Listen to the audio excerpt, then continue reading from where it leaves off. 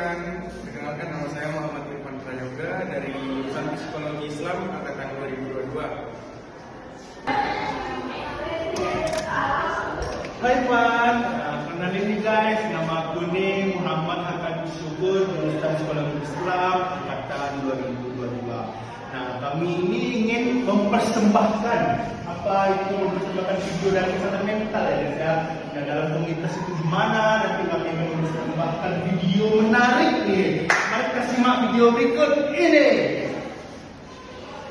Kita mungkin sering dengar kalau sehat itu nggak cuma sehat secara fisik aja, tapi juga sehat secara mental. Sebagian besar ya kita mungkin juga udah tahu cara biar kita bisa sehat secara fisik tuh gimana. Entah itu dengan makan makanan bernutrisi, minum air putih, olahraga, gitu ya. Atau mungkin mengkonsumsi vitamin.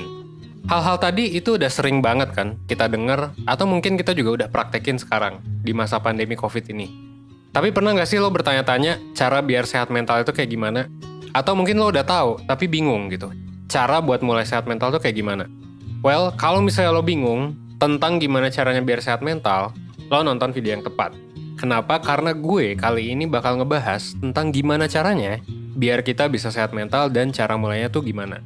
So, pastiin lo simak videonya sampai habis. Sebenarnya yang dimaksud dengan sehat mental tuh kayak gimana sih? Well, menurut WHO sendiri, World Health Organization, sehat mental adalah suatu kondisi di mana individu tuh sadar akan kesejahteraan psikologis dirinya, gitu ya. Dan dia tuh punya kemampuan buat ngelola stres. Jadi ada beberapa ciri nih. Pertama, dia tahu bahwa dia tuh sejahtera secara psikologis. Yang kedua, dia punya kemampuan buat mengelola stres. Yang ketiga, dia mampu bekerja secara produktif. Dan yang keempat, dia berperan aktif di lingkungannya. Jadi ada 4 ciri itu. Nah, sebenarnya sehat mental tuh nggak gitu aja sih, kalau menurut gue ya. Cakupannya tuh memang luas banget, dan banyak hal yang perlu dipahami tentang itu. Yaitu psikolog asal Amerika Serikat, yang nyinggung tentang cara ngebentuk kesejahteraan psikologis individu biar sehat secara mental. Nah, nama teorinya adalah 6 Model of Psychological Well-being, atau 6 model gimana caranya supaya lo bisa sehat mental. Dan seperti namanya tadi, di teori ini ada 6 aspek yang bisa ngebantu kita buat mencapai kesehatan mental tadi. Keenamnya bisa lo lihat di layar ini ada apa aja. Tapi di video kali ini gue bakal ngebahas self-acceptance dulu. Ketika kita bisa nerima nih, semua hal gitu ya, baik itu positif atau negatif yang ada di diri kita, entah itu keadaan fisik atau apapun, tapi kita bisa nerima gitu semua hal, entah itu positif atau negatif. Dan ini bukan cuma sekedar kita nerima aja semua hal tentang diri kita, tapi juga tentang gimana kita bisa berdamai dengan kegagalan yang kita alami, dan juga dengan segala pencapaian lo. Artinya di sini lo gak cuma mandang hidup ini tuh cuma sebuah hasil yang kalau lo gak berhasil, berarti gagal gitu. Tapi hidup dan diri lo saat ini adalah sebuah proses, yang mana tiap orang kan perkembangannya beda-beda ya. Dan ada banyak faktor yang ngaruh ke sana. Jadi lo berdamai, lo nggak cuma mandang hidup ini tuh kalau nggak gagal berhasil gitu. Nggak hitam putih kayak gitu ya. Dan ini adalah jawaban buat lo yang bertanya-tanya tentang gimana cara sehat mental. Nah, mungkin beberapa dari lo juga nanya, kenapa sih emang harus mulai dari self-acceptance? Karena gini, selain bisa ngebantu kita sehat secara psikologis, self-acceptance ini juga bisa ngebantu kita buat self-love. Gitu. Self-love itu perlu ada karena ya kita mesti kenal ya dan menerima keadaan diri kita. Supaya ya kita bisa ngembangin diri kita. Dan biasanya self-love ini lebih mudah buat kecapai ketika kita udah menerima diri kita secara utuh dan apa adanya. Jadi ketika lo udah mengembangkan si self-acceptance ini, lo biasanya bakal lebih siap ya kalau ada tantangan yang datang ke diri lo. Karena ya balik lagi, hal yang lo kerjain ini itu cuman sebagian kecil dari hidup lo. Diri lo tuh nggak cuma didefinisikan dari apa yang lo lakuin aja sekarang, dengan banyak hal lainnya.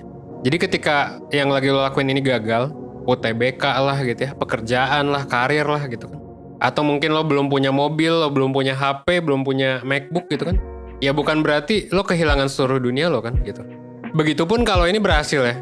Bukan berarti lo bakal stop berkembang sampai sini aja. Dari orang yang udah punya self-acceptance. Ketika orang udah punya self-acceptance, dia itu cenderung bisa bergerak lebih cepat ketika dia menghadapi suatu masalah.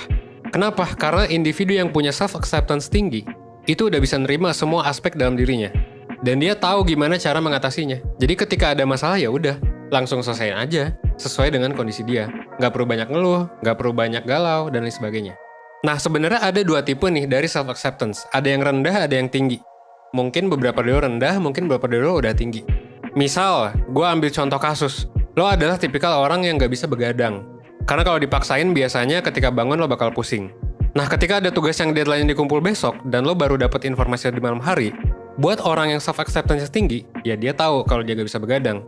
Dan kalau dipaksa pun, ya udah gak bakal prima. Jadi daripada begadang, ya udah dia tidur dulu, lebih awal gitu ya, biar bisa ngerjain tugas besok subuh misalnya. Sedangkan orang yang mungkin self-acceptance-nya rendah gitu, dibandingkan mikir gimana biar dia bisa ngerjain tugas, biasanya dia bakal sibuk dulu ngekritik diri sendiri gitu ya. Kenapa sih gue nggak bisa begadang gitu? Kenapa sih gue harus ada tugas dan lain sebagainya? Atau ngekritik orang lain gitu ya. Kenapa sih temen gue kayak gini gitu? Dan banyak lagi kenapa-kenapa lainnya sampai malah lupa. Emang gimana cara mengatasi masalah yang ada? Karena kebanyakan ngeluh. Jadi kebayang ya bedanya sekarang gimana? Nah sekarang kita udah tahu kan, self-acceptance itu bisa jadi salah satu jalan biar sehat mental. Terus gimana caranya biar bisa mulai buat ningkatin self-acceptance-nya? Well, ada beberapa tips.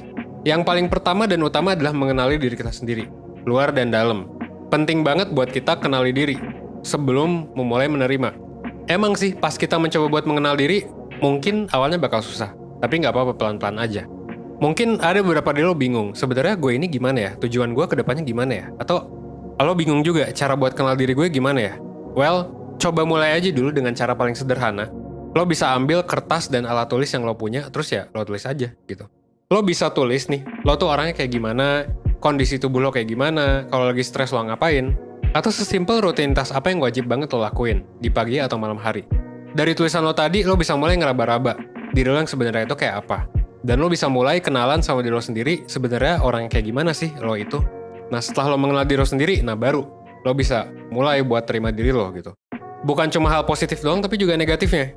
Dan menerima di sini bukan cuma bilang, kenapa ya gue kelemahannya ini. Bukan mempertanyakan, tapi lebih ke, oh oke, gue punya kelemahan ini, kira-kira apa yang bisa gue lakuin? Kira-kira gue mesti gimana ke depan?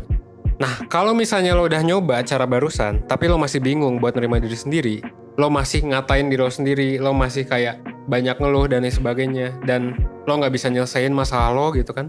Saran gue, lo coba ikut webinar 1% sih. Nah, gimana teman-teman, itu ya hasil dari video yang kami mempersembahkan sebelumnya, dari peningkatan kesehatan mental dari komunitas yang kita buat ya. Semoga apa yang kami sampaikan sebelumnya itu semoga bermanfaat untuk saya pribadi, teman-teman dan lain-lain. Sekian dari kelompok kami. Apabila ada kesalahan, mohon dimaafkan. Wabillahi taufiq wal hidayah. Wassalamualaikum warahmatullahi wabarakatuh.